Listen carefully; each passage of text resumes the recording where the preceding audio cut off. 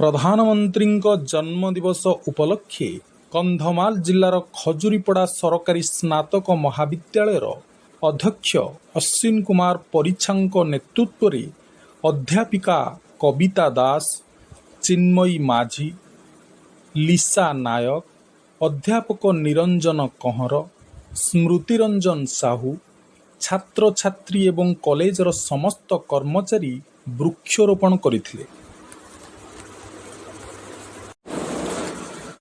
अध्यक्ष सरकारी स्नातक महाविद्यालय खजुरीपड़ारू कौच आपणकर आज कार्यक्रम उपलक्षे कौन कहे जमी आप जानते सरकार निर्देश मुताबक आम समस्ते राज्य सारा देश सारा यशस्वी प्रधानमंत्री नरेंद्र मोदी 75तम जन्मदिवस पालन करुचे उपलक्षे चारारोपण कार्यक्रम आयोजन है। समस्त छात्र छात्री कर्मचारी सहयोग सफल कर।